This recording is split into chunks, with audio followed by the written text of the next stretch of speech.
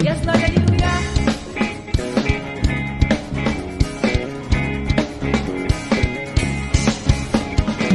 You rose well, the Lord thy God is one God. Hallelujah, hallelujah. You rose well, the Lord thy God is one God.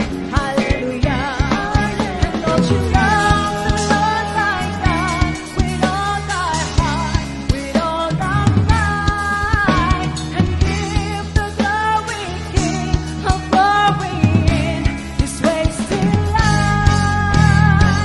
You rose well, the Lord thy God is one God. Hallelujah, hallelujah. You rose well, the Lord thy God is one God. Hallelujah, hallelujah. And Lord, you love the Lord thy God with all thy heart, with all thy might, and give him glory, King of glory in this wasted life. There was no other Savior, no other life redeemer. We give our all to praise you and lift our voice and declaration. You always well, the Lord thy God is one God. Hallelujah, hallelujah. You rose well, the Lord thy God is one God. Hallelujah, hallelujah. And Lord, you love the Lord thy God with all thy heart, with all thy might, and give him glory, King of glory in this wasted life. There is no other Savior, no other life redeemer. We give our all to praise you and lift our voice and declaration. You rose well, the Lord thy God is one God. Hallelujah, hallelujah. You rose well, the Lord thy God is one God. Hallelujah, hallelujah. And Lord, you love the Lord thy God with all thy heart, with all thy might, and give him glory, King of glory in this wasted life. There is no other Savior, no other life redeemer. We give our all to praise you and lift our voice and declaration. You rose well, the Lord thy God is one God. Hallelujah, hallelujah. You rose well, the Lord thy God is one God. Hallelujah, hallelujah. Lord, you love thy God with all thy heart, with all thy might, and give him glory, King of glory in this wasted life. There is no other Savior, no other life redeemer. We give our all to praise you and lift our voice and declaration. You rose well, the Lord thy God is one God. Hallelujah, hallelujah. You rose well, the Lord thy God is one God. Hallelujah, hallelujah. You rose well, the Lord thy God is one God. Hallelujah, hallelujah. You rose well, the Lord thy God is one God. Hallelujah.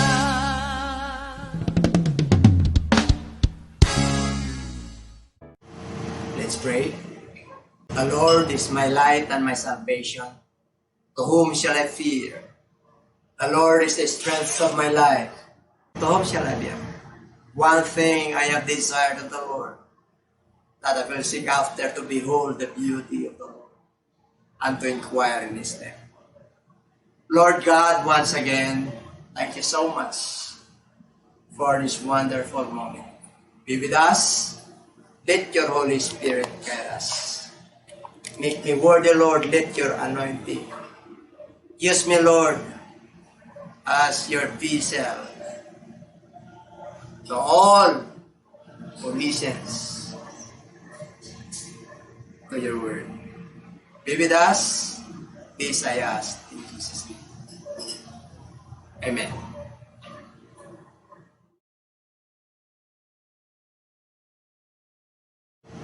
And our subject today is entitled God Greatest Commandments. In the book of Deuteronomy chapter 6 verse 4 up to 9. Hear, O Israel, the Lord our God, the Lord is one. You shall love the Lord your God with all your heart, with all your soul, and with all your strength. And these words which I command you today shall be in your heart. You shall teach them diligently to your children, and shall talk of them when you sit in your house, when you walk by the way, when you lie down, and when you rise up. You shall bind them as a sign on your hand, and they shall be as frontlets between your eyes. You shall write them on the doorpost of your house and on your gates. God bless us all. In the Old Testament, hallelujah, if we say that Deuteronomy chapter 6 verse 4, the first word na ating makikita is hear. Hear. This is the Shema. First of Deuteronomy chapter 6 verse 4 is a Shema which the Jewish confession of their faith. Pag sinabi po mong Shema po, this is their confession of their faith. Hear. Napakalaga na tayo po ay makinig. This is the first, no? Kaya pag tinanong mo po ang iba, what is the foremost and the greatest commandment of God? Sabi po nila, love the Lord your God with all your heart, with all your soul, and with all your strength. Tama po yun. Kaya lang po, tandaan po natin, may kulang. Kaya lahat po ng nanonood, ito po ang karagdagan. Malinaw po na sinabi ng Bible, hear. Ibig po sabihin, makinig muna tayo in the book of Matthew chapter 11 verse 15. Pag nagtuturo ang ating Panginoon, ang sabi niya, okay, nung panahon ni John the Baptist, okay, the law and the prophets is under John in the book of Matthew chapter 11:13. Kaya kailangan maniwala kayo na tumating na si Elijah. Kaya sabi niya, he who has ears to hear, let him hear. Kaya yung may mga pandinig ay makinig. Kasi po, ako po yung naniniwala na meron tayong literal na pandinig. Kaya lang, hindi tayo nakikinig. Ano pong ibig sabihin? Hindi po tayo nakafocus pagdating sa salita ng Diyos. Maraming umaagaw po sa ating atensyon. Kaya maging ang ating Panginoong Hesus nung siya po ay nagtuturo in the book of Luke chapter 8 verse 8, but others fell on good ground, sprang up and yielded a crop 100-fold. When he had said these things, he cried, he who has ears to hear, let him hear.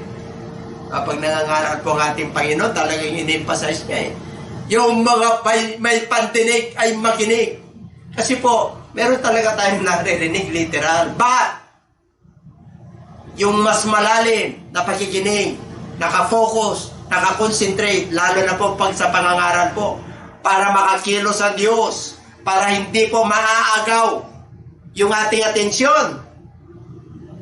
Kaya napakalaga na makinig po tayo. Kaya sabi ng Lord, hear, O Israel, the Lord our God is one Lord. Yan, yung number 1. Kasi talagang kailangan ulit-ulitin yan hanggang pumasok po yan. Kasi yung iba, nagbibingi-bingihan. Pag Pag nandiyan yung Word of God, kahit na naririnig niya, nasa labas lang, hindi pumapasok.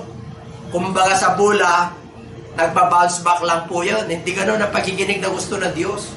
Kaya sabi mismo ng ating Panginoon yung mga may pandinig ay makinig. Kaya lahat po tayong nanonood ngayon ay dapat makinig. Kasi this is the greatest and foremost commandment of God.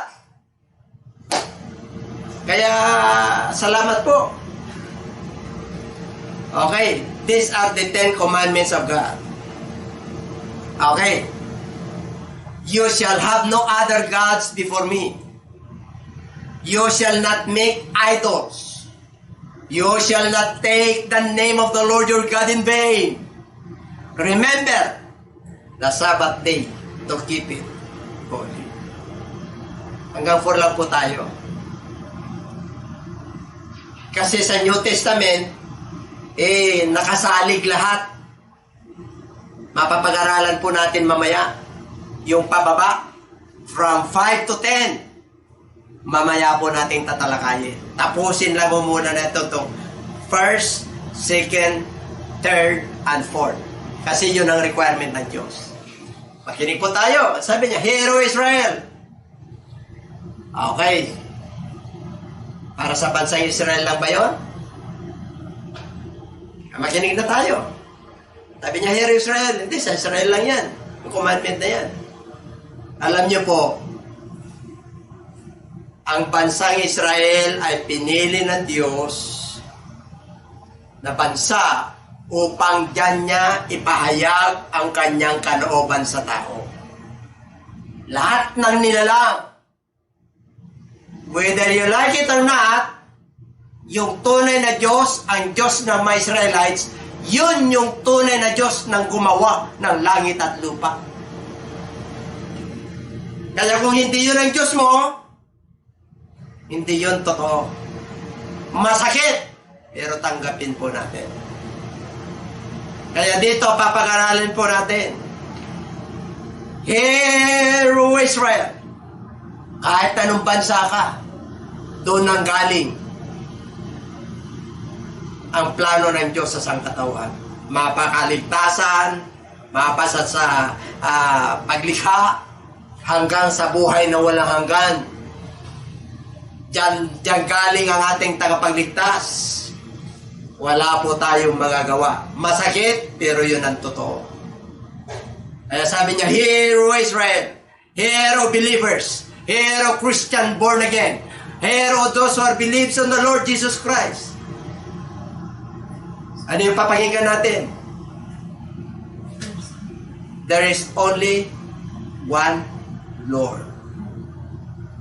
The Lord, our God, is one. Tandaan po natin, Lord, God is one. Hindi niya sinabi na 2. Hindi niya sinabi na 3. Anong gagawin niya? Love Him with all your heart, with all your soul, and with all your strength.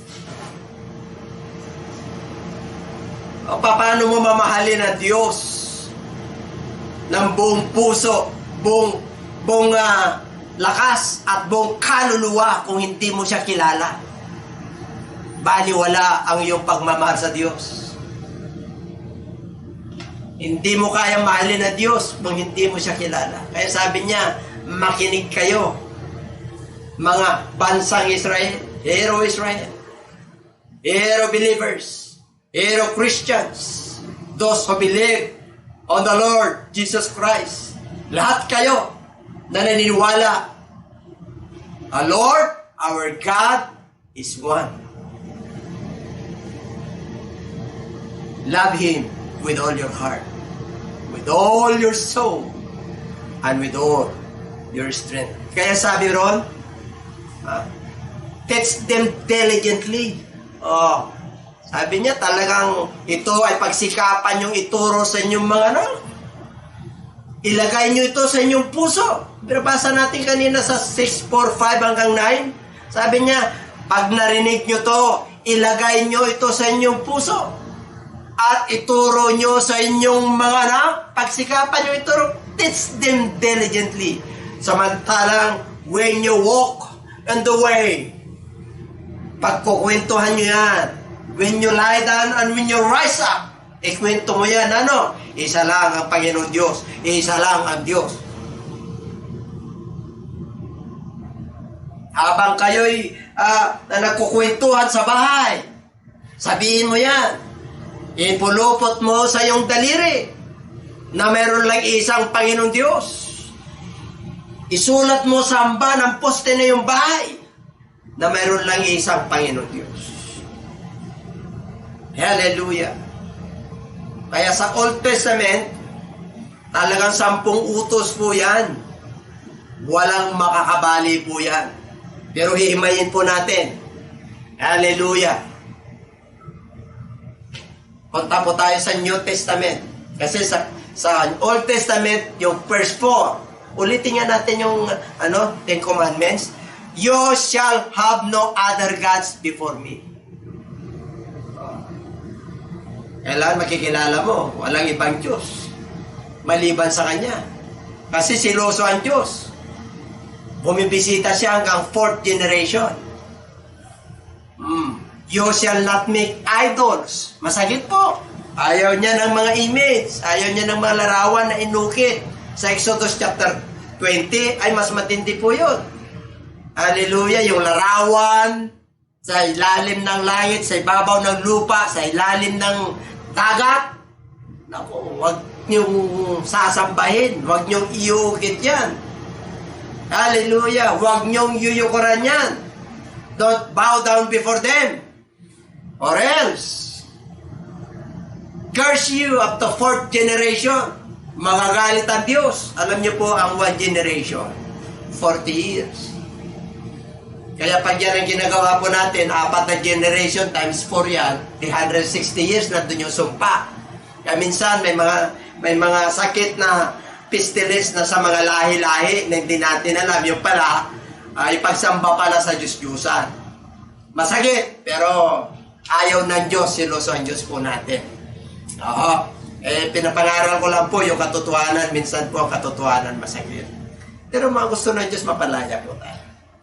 Hallelujah. Kaya sabi niya sa number 4, number 3, you shall not take the name of the Lord your God in vain. Wag daw natin basta ikapaggalang yung pangalan ng Lord. Yung wag natin gagamitin sa walang kabuluhan. Minsan ginagamit yung pangalan ng nagulat lang in Jesus name. Hindi yung gano'n. Nagulat lang, hindi po gano'n. Kailangan we must give reverence, high respect to the name of our God. Remember the Sabbath day to keep it holy. Nag-rest ang ating Panginoon dyan. Okay? Sa New Testament na tayo. Okay? In the book of Mark chapter 12 verse 28 up to 31, when one of the scribes came and having heard them reasoning together, perceiving that he had answered them well, asked him, which is the first commandment of all? Jesus answered him, the first of all, the commandment is, hear. Nandun na uli. Hear, O Israel, the Lord our God, the Lord is one. And you shall love the Lord your God with all your heart, with all your soul, with all your mind, and with all your strength. This is the first commandment. Okay. And the second, like it is, this, you shall love your neighbor as you love yourself. There is no other commandment greater than this. Bakit meron tayong in-emphasize na love Him with all your mind? Alam niyo po, sa binasa natin kanina sa Shema, sa Deuteronomy chapter 6 verse 4, wala pong mind doon, 3 lamang po yun. Love Him with all your heart, with all your soul, and with all your strength. Walang mind po ron. Kaya in-emphasize ko po ito. Okay? Kaya sabi ng ating Panginoon, okay, and the second, like it is this, you love your neighbor as you love yourself. there is no commandment greater than this. Wala na raw utos na mas higit pa rito. Ano ibig sabihin po? Yung 10 Commandments, pinaraphrase na po yun. Yung first 4 is loving God. Yung 5 to 10 is loving your neighbor. Loving others the same way you love yourself.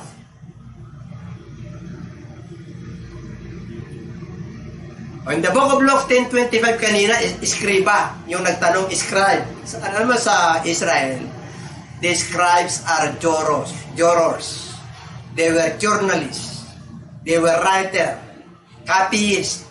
Sila po yung nag-ano ng kautusan. Kaya nagtanong sila kay Jesus. Nagtanong siya kung ano ang greatest commandment. Pero inulit lang ng Lord eh. Hero Israel may dinagdag yung mind. Ngayon sa book of Luke 10:25 naman.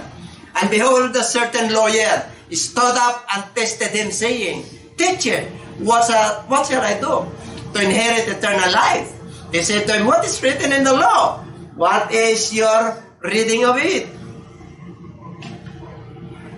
So he answered and said, You shall love the Lord your God with all your heart, with all your soul, and with all your strength, and with all your mind, and your neighbor as yourself.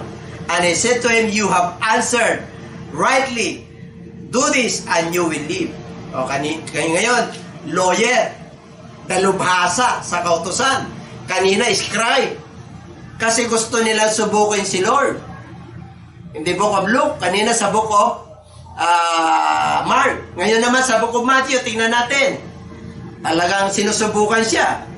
But when the Pharisees heard that he had silenced the Sadducees, they gathered together. Then one of them, a lawyer, asked him a question, testing him and saying, Teacher, which is the great commandment in the law?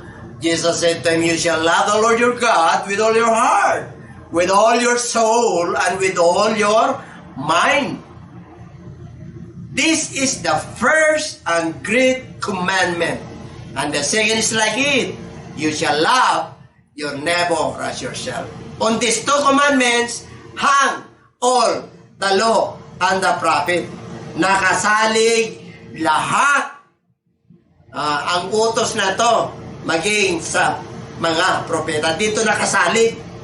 Okay, kaya dito po sa commandment na to, titingnan po natin. How can you love the Lord your God with all your heart? Not half-heart. Because the heart is very deceiving. In the book of Jeremiah 17:5, Thus saith the Lord, Cursed is the man who trusts in man, and make his flesh his strength, whose heart departs from the Lord. But the heart is very deceitful above all. Kaya walang who can know it. Paano mo nalalaman na yung tao ay minamahal niya ang Diyos sa kanyang buong puso? Maring minamahal natin, kalahati puso. Pag convenient lang po tayo, at may panahon lang po tayo, sabi ng Lord, God requires us to love Him with all our hearts, our strength, and our soul. Kaya dito, pag sinabing soul, for what will it profit a man if he gains the whole world and loses his own soul? May kaluluwa talaga nung hininga ng Diyos yung tao and he became a living soul. Kaya sabi nga ng Lord huwag kayong matakot sa pumapatay ng tao. O di katakutan nyo yung pumapatay ng tao at ang kaluluwa. So magkaiwalay po yung soul. At saka yung spirit at saka yung body. Talagang may soul. Kaya sabi ng Lord, love Him with all your soul. Kaya dito po mga kapatid, with all your strength, in the book of Philippians, pag nasa Lord po tayo, I can do all things through Christ who strengthens me. Grabe po yan. Kahit nasabihin mo na nadi-discourage ka na, pag nandyan si Kristo po, talagang tumatayo yung ating pananampalataya, pati yung ating kaluluwa, lumalakas yung ating strength. pati yung inspired tayo, pati yung ating mga natutulog na pananampalataya at pag-asa pagka nabuhayan po tayo. Yung ating pagmamahal sa Diyos, yung pagmamahal niya at padama niya sa atin, mga kapatid. Magagawa mo ang lahat ng bagay dahil kay Kristo. At yung kalakasan na yan, kaya mo. Marami pong nakaka-discourage, nakakapanghina, pero laban lang. Mind. O, ito na po. Sa Old Testament po, tatlo lang po yun. Pareho lang po sa New Testament. Pero may dinagdag ang ating Panginoon. Love Him with all your mind. In the book of Matthew, in the book of Luke, and in the book of Mark. Mayroon lahat po yun. 4 po yun. Bakit? Yan ang tanong. For who has known the mind of the Lord that He may instruct him? But we have the mind of Christ. Alam niyo po, sa Old Testament, nung sabi ng Lord, na ituro nyo ito sa inyong mga anak, habang kayo'y naglalakad, habang kayo'y nag-uusap sa bahay, habang kayo'y nakahiga, habang kayo'y you rise up, and you lie down, okay, itali nyo sa inyong mga ito, at isulat nyo sa amba ng inyong mga bahay. Ngayon po, ilagay na ninyo sa isip nyo ang salita ng Diyos. Kasi doon sa Old Testament, literal po talaga yan. Ipinupulupot po yan na isa lang ang Panginoon Diyos. Nilalagay nila sa amba nila kahit saan sila pumunta. Ito yung aming Panginoon Diyos, iisa lang. Pero ngayon po, nung dumating si Kristo, abay, study to show thyself approved unto God, a workman needed not to be ashamed, rightly dividing the word of truth. Nakasulat na yan, isulat mo na lang, ilagay mo sa mind mo kahit saan ka pupunta. Hallelujah! Hindi mo na kailangan ay ipulupot po yan at ilagay pa nandyan na sa puso, nandyan na sa isip, nandyan na sa puso, nandyan na sa kaluluwa, nandyan na yung lakas po natin. Kaya mayroon pong mind yan. You have the mind of Christ that He may instruct us. Kaya siya lang nagbibigay sa atin ng instruction. Kaya napakapalat po natin eh. Grabe po kasi dumating yung ating Panginoon Diyos. Mantalang no sa Old Testament, nung hindi pa dumating si Lord, whether we like it or not, we are Gentiles. Gentiles are hidden. Gentiles are idolaters. Mga maraming Diyos-Diyosan po yan. Hindi nila kilala yung tunay na Diyos. Pero nung dumating ang ating Panginoon, pinakilala niya yung tunay na Diyos na nag-iisa. Kaya sabi niya, Hear, O Israel, the Lord our God is one. Kaya mga mananampalataya at mga minamahal, you have the mind of Christ that He may instruct us. Pag may salita ng Diyos po tayo, no? Talagang lumalakas po tayo. The book of 2 Timothy 3:16. All scriptures is given by inspiration of God, and it is profitable for doctrine, for reproof, and for correction. Kaya kung sagana ka ng salita ng Diyos, kapatid, hindi po ganyan ang salita ng Diyos. Kapatid, hindi po pinagdidibatihan ang salita ng Diyos. Hindi pinagtatalunan. Ito po ay pinapag-aralan. Kasi pag pinagtatalunan yan, pareho kayong magaling. Pareho kayong panalo. Walang natalo sa debate po. Kaya ayaw ng Diyos yan. Huwag niyong pagdidibatihan ang salita ng Diyos. Huwag niyong pagtatalunan. Ito ay pinapag-aralan. Kaya nga po tayo nag-aaral po tuwing Friday po. At saka tuwing Sunday po. Kasi pagka nagtatapunan na po yan ng mga putik, para sino na lang ang magaling, isa lang, mga kapatid, isa lang magaling dito ang Panginoong Hesus. Sabi sa 1 Corinthians po, wala akong ibang ipagmamalaki kundi ang aking pananampalataya kay Kristo. Hallelujah, praise God. 4 po yun. And this is the new commandment. Ito, ang ating Panginoon talaga, kinukumpleto tayo. Sa Old Testament po, 10 yun. Ano? Yung first 4, sa Lord po yun. Yung 5 to 10, sa New Testament yan, sa 5 to 10, tingnan niyo po. Honor your father and your mother. Oh, para sa atin yun, love your neighbor. Who is your neighbor? Your neighbor, your kapwa, is your parents. Bakit hindi nyo alam yun? Baka hinahanap mo yung neighbor mo, layo. Hindi. Your neighbor is your partner, yung kabiyak mo. Tabi mo lang po yan, that is your neighbor. Ha? Ha? Honor your father and your mother. Kaya sabi ng Lord, 2 lang commandment. Ano yan? Diba? First, love your God with all your heart, with all your mind, with all your strength. Sa New Testament, love the Lord your God with all your soul, with all your mind, with all your strength, and with all your mind. Heart, soul, strength, and mind. Sa New Testament. Kaya ito, number 6, you want to live a long life, you must honor your parents. Gusto nyo pong umabang buhay nyo? Nako, mga kapatid, igalang mo si nanay at saka si tatay, kahit na masungit, kahit na pinapalo ka ng bata. Ay, yung iba sinisisi pa yung magulang, hindi nakapag-aral eh. Hindi nakapag-aral daw. Oh. Si mahirap ang buhay. Huwag nyo na isisi. Hanggang doon lang po. Ang kailangan ay tanggapin lang po natin. Tapos, move on. Mamuhay po tayo. Ayon sa kalooban ng Diyos, ang araw, mga kapatid. Pinagpala ka pa doon sa nag-aral eh. Kasi meron namang may mga pinag-aralan, talagang meron namang hindi. Pero, kita mo, masinso ng negosyo. Maganda mag-aral. Pero huwag mo na isisi yung magulang. Kaya sabi ng Lord, honor. Galang mo ang iyong magulang, your papa and your mama. Your dad and your mom. You must respect them. You shall not murder.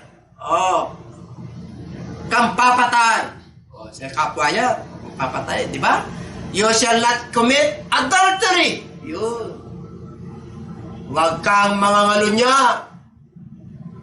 You shall not steal. Kaya meron tayong mga batas ng tao Pag nangalunya yan, pag pumatay yan, pag nagnakaw yan, isuplong mo yan sa barangay. Pag hindi kinaya, yan. Mapunta na sa korte, you shall not bear false witness against your neighbor. Kantismoso. Sabi mo, nakita mo lang, meron nakasabay lang, uy, may nakita ko mister mo, meron kasyang kasabay, kakwentuhan. Malay mo, pinsan niya yun. Sira pa ang kanilang buhay dahil sa iyo.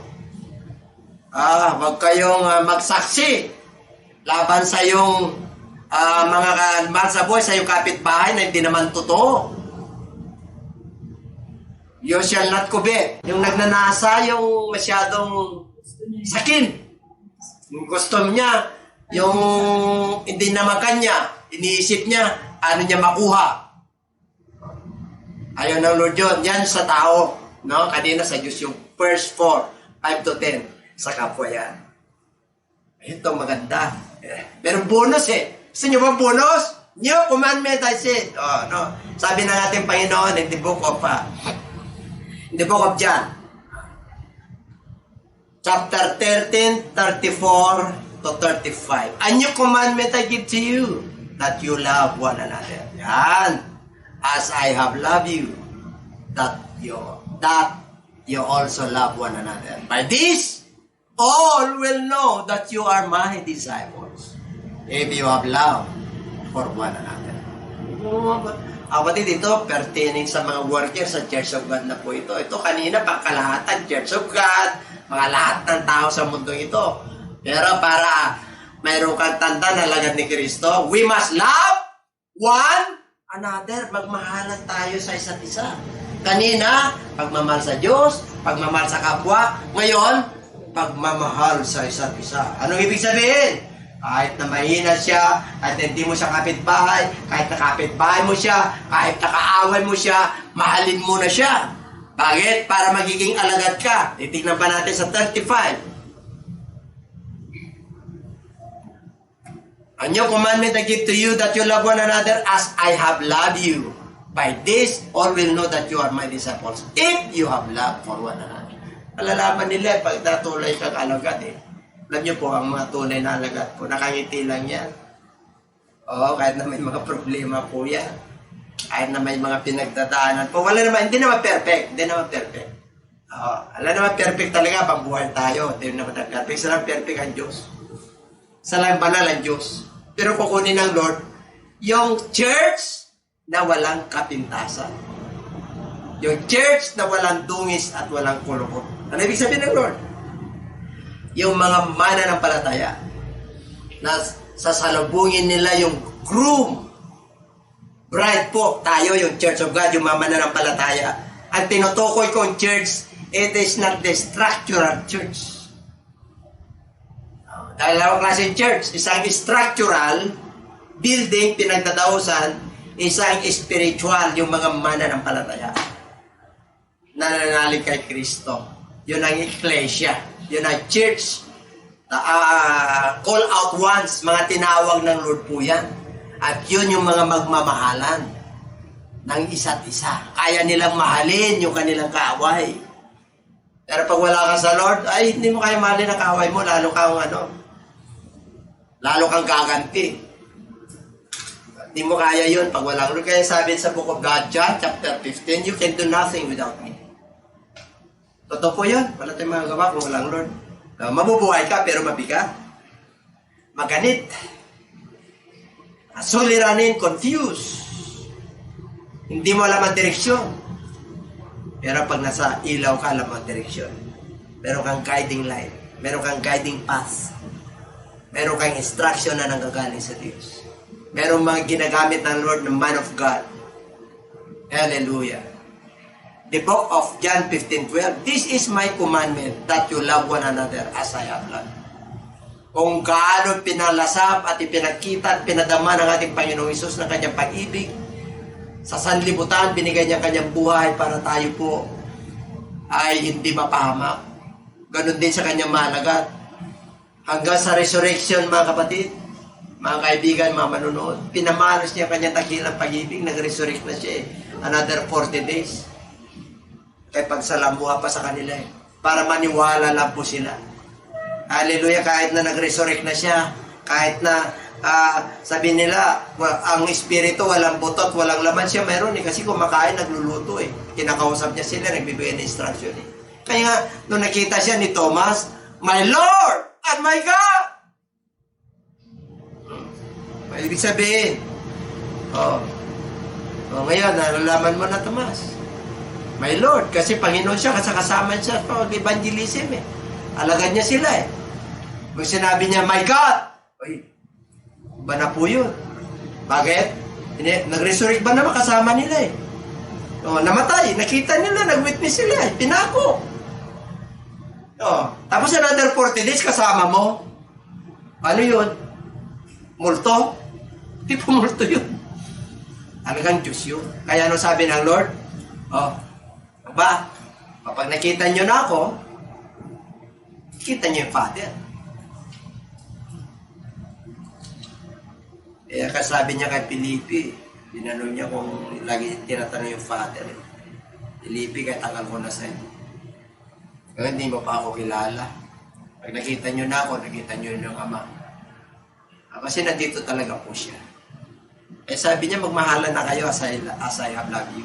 Sabi niya sa susunod, these things I command you, that you love one another. These things I command you. Ibig sabihin, inuutosan ko kayo. It is a commandment. It is a must. It is ought to be. It is a mandate. I command you to love one another. This is a new commandment. Sabi niya, inabilin niya. Kaya magmahalan tayo sa isa't isa. Grabe po yun. Hindi mo kayang malit ang isa't isa. Lalo na magkakaiba po tayo ng personality, pinagalingan, upbringing po. Lalo na sa panahon ngayon. Kapag wala po ang Lord, talagang masyadong madilim yung ating nilalakaran. Kaya dito po mga kapatid, Okay, in the book of 1 John. If someone says, I love God, and hates his brother, is a liar. For he who does not love his brother whom he has seen, how can he love God whom he has not seen? And this commandment we have from him, that he who loves God must love his brother also. Kaya wag po tayo maniwala yung iba na sabi nila, Agpupuri, I love the Lord, I love the Lord. Tama po yun. Pero pagdating po sa bahay, nako mga kapatid, nandyan na.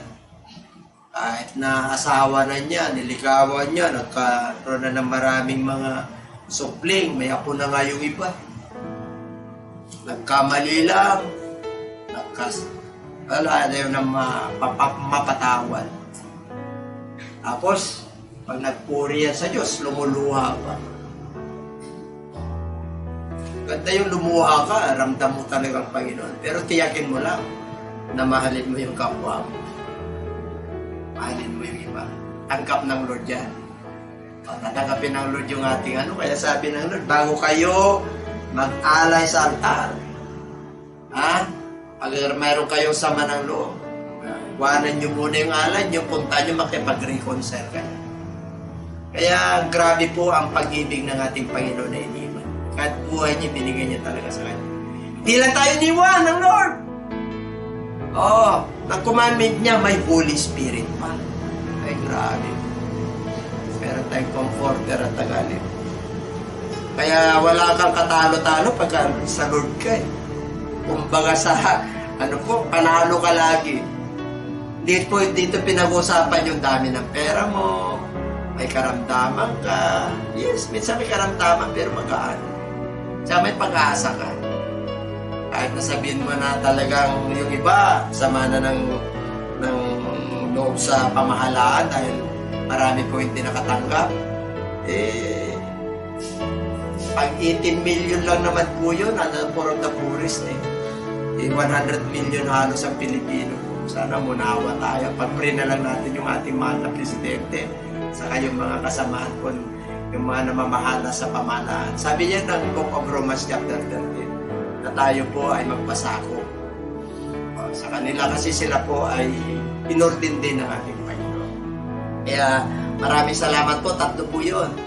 Sa Old Testament, Hear, O Israel, the Lord our God is one Lord. Sarap po yan. Pag kilala mo yan, kaya mo na mahalin. Ang buong puso, buong kaluluwa, at buong lakas. Buong, hindi buhang. Paano sabihin ng buo? Full-time ka ba? Hindi po. Pagdating sa gawain ng Lord, buo. Pagdating sa service natin, sa worship, buo. Pagdating sa mga prayer, buo. Yung iba, nakikinig na ng salita ng Diyos, nakasabit pa yung kaldero doon sa isip Yung iba, may salita na ng Diyos, nagkukwentuhan pa Ngumunguya pa nagchichiklit pa Alam niyo po, pagka tayo pa nakikinig ng salita ng Diyos, we must listen diligently. Talagang Panginoon, kausapin mo po. Dapat ganoon po tayo. Kakausapin ka talaga ng Lord. Alam niyo po, ang bawat salita ng Diyos ay napakahalaga po. Baka yung hinahanap mong matagal ng panahon na problema mo, pag nag-uusap ang Lord, isang salita lang, baka magbago ang buhay mo. Iba po. Iba po ang salita ng Diyos. Kaya sa Book of John chapter 21, kahit na ilimbag daw yung ginawa ni Kristo, hindi po raw kasya ang mundo ito. Ganong kapangyarihan ng salita ng Diyos. Hallelujah. Purihin po ang dakil ng Diyos. Kaya sa Old Testament, kaya sa New Testament, ito na, your neighbor. Nandun pa rin, sa Old Testament, 10 rin po yun, pero more on sa 1 to 4. Pero sa New Testament, kompleto rin po yun, 10 rin po yun. Pero 5 to 10. Okay, ngayon, new commandment, we must love one another. At purihin ang Diyos at marami pong salamat. Tayo po'y manalangin. We praise you. We thank you for the blessings. Hallelujah. Bless your people. Bless those who hear this message again, Lord. Hallelujah. Sana po sila matuto. Sila po, Panginoon, ay maingatan at mapagpala rin mapangailan na nilibigay niyo po. Nawa Diyos, sa araw, Panginoon, sila maging mananampalataya. At sila, Panginoon, ang mga naitanim sa kanilang puso ay may lalagay sa good ground. at it will multiply hundredfold, O God. Thank you so much. We praise you and thank you in Jesus' name.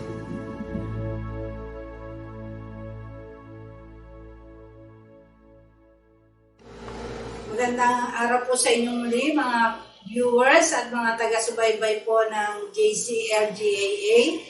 Salamat po sa inyong walang sawang pagsubaybay sa ating programa at maraming salamat din po sa ating Panginoon na patuloy na nagbibigay po sa atin ng mga pagkakataon na makapagpadala po ng magagandang mensahe sa pangunguna rin po ng ating mahal na Bishop Domingo Lucena.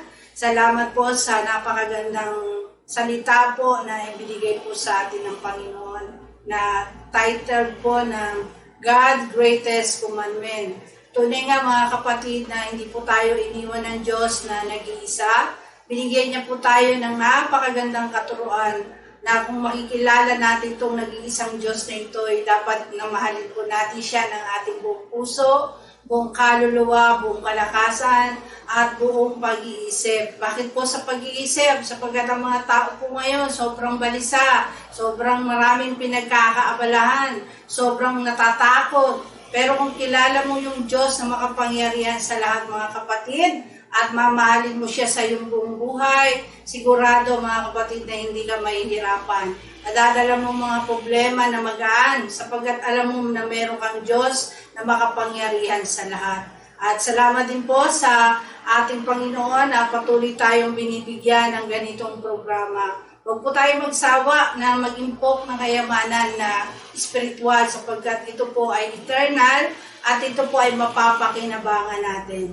At sa lahat po na rin ng ating mga televiewers at taga-subaybay na hindi pa po nakakatanggap sa ating Panginoong bilang tagapagligtas nila, pwede po kayong sumunod sa maikling panalangin ng pagtanggap upang ang Diyos po ay makapasok sa ating buhay at mamahalin natin ang Panginoon sa lahat. Sana po sundan niyo po kami sa maikling panalangin ng pagtanggap.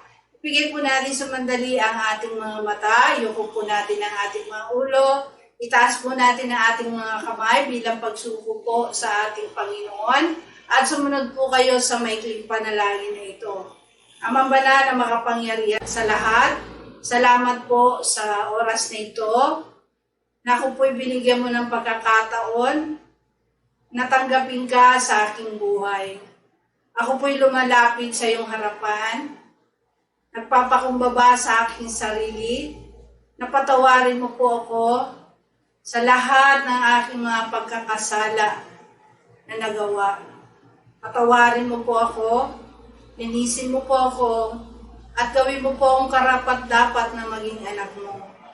At sa oras na ito, tinatanggap kita bilang Panginoon at sariling tagapagligtas ng aking buhay. Tinatanggap kita bilang kaisa-isang Diyos. Pagarian mo po ako mula ngayon hanggang sa iyong pagbabalik. Salamat po sa kapatawaran sa aking mga kasalanan at sa buhay na walang hanggan. Ito po ang aking samot dalangin sa iyong dakilang pangalan, sa pangalan mo po, Panginoong Yesus. Amen. Ang tinanggap po natin ay ang ating Panginoon at magpatuloy po tayo sa ating paglago sa espiritual. At paano po natin ito makakamit? Sabi po ng Biblia, faith cometh by hearing and hearing the word of God. Kung nais niyo po na tumaas po ang antas ng inyong pananalig sa Diyos, kayo po ay makinig at makinig pa ng kanyang mga salita. Kaya patuloy po namin kayo inanyayahan na subaybayan niyo po yung itong programang ito ng JCLGAA dito po sa YouTube at Facebook account po natin. Every Friday po, 5 p.m. for our General Bible Study. At every Sunday naman po, 9 a.m. para po sa online Sunday Worship Service po natin. Huwag ninyo po kakalimutan na i-subscribe po tayo. Kung napagpala po tayo, wala po tayong ibang gagawin kung hindi i-subscribe, i-like, i-share, para yung iba naman po ay mapagpala din kagaya natin. Salamat po muli. At sa mga nais po na patuloy din sila mapagpala sa kanilang finances, Pwede po kayo sumuporta sa gawain. Pwede po kayong tumulong sa mga gawain ng Panginoon. Napakasarap po na maging kapartner po natin ang Panginoon sa ating mga finances. Siyempre, kailangan po natin na i-share yung ating mga finances blessing sa gawain ng Panginoon. At huwag po kayong mag-alala, kaya po ibalik yan ni Lord ng 100 folds. Pagpalain po tayong lahat mga kapatid at patuloy po tayong manalangin para sa isa't isa. At sa ating munting pagwawakas po sa gawain ito, mananalangin po tayo sumandali para po sa pansamantalang pag-iwalay po natin. Ipigit po natin muli ang ating mga mata, tayo po manalangin sa ating Diyos. Hallelujah! Amang banal na makapangyarihan sa lahat. Maraming pong salamat muli sa binigay mo po sa amin na pagkakataon upang makarinig po ng iyong banal na salita. Salamat po sa amin, Simon, sa amin sa umagang ito, na meron kang greatest commandment para sa lahat. Na yun, O Panginoon, ay kilalanin ka namin na nag-iisang Diyos na buhay at makapangyarihan sa lahat. Ako saan dapat ka namin mahalin sa aming buong pagkatao, sa aming buong isip, sa aming buong puso, sa aming buong kaluluwa at sa aming buong kalakasan. Tunay nga, Panginoon, na napakabuti mo, Diyos, sapagkat binigay mo sa amin ang iyong buhay upang kami ay magkaroon ng kaligtasan. Salamat din, Lord, sa iyong precious blood, Panginoon, because of the Calvary, Lord, that your blood was shed on the Calvary, Lord. Na-redeem kami sa lahat ng aming pagkakasala. Maraming pong salamat, Lord, sa iyong pagmamahal at kahabagan sa lahat. Lord God, at sa umagang ito, patuloy po kami, Lord, na nagpapasalamat, Panginoon, sa pag-iingat mo po sa amin. Hindi mo kami pinabayaan. Sa araw-araw po, kami naman po ay kumakain. Ang pag-iingat mo sa aming buong sambahayan, nandun pa rin, Lord. Thank you, God. Maraming salamat din po, Diyos, sa patuloy na pagbibigay mo pa rin sa amin ng kagalakan at kapayapaan sa kabila, O Diyos, ng kaguluhan sa mundong ito. Panginoon, sa iyong mapagpalang kamay, tinataas po namin ang aming bansang Pilipinas. Patuloy mo kami, Diyos, hallelujah, na protektohan ang aming mga kabuhayan, Lord. Kaya mong ibalik ang mga nawala, Panginoon, na kabuhayan namin, kaya mong i-restore yung mga kapatid po namin, yung mga tao po na nananalig sa iyo, Lord. Kaya mo pa rin silang paggalakin, Panginoon, sa kabila ng kanilang pagdarahop. Maraming po salamat, Lord. Buklorin mo pa rin kami, Lord, ng iyong dakilang pag-ibig. Panatilihin mo po sa amin lagi ang kapayapaan, ang kagalakan, ang pagkakaisa, Panginoon, at pagmamahalan, O God. Maging ang aming mga gobyerno, Panginoon, na namumuno po sa amin, ang mga namumunong opisyal, lalo na po ang aming mahal na Pangulo, President Duterte, Panginoon. Lord God, gabayan mo po silang patuloy, bigyan mo sila ng kalakasan, upang sila, O Diyos, ay makapamahala ng maayos, Panginoon. Bigyan mo rin po siya, Panginoon, ng karnuhan, ng kalakasan, ng patnubay. Ingatan mo rin po siya sa ng kanyang mga mahal sa buhay. Ganon din, Lord God, sa oras na ito, itinataas po namin sa iyong mapagpalang kamay na ang virus na ito, Panginoon, O God, ay kaya mong walain, Panginoon.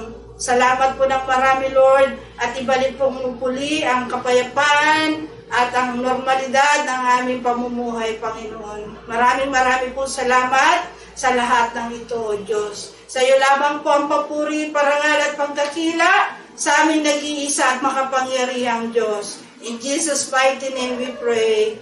Amen and amen. God bless you po.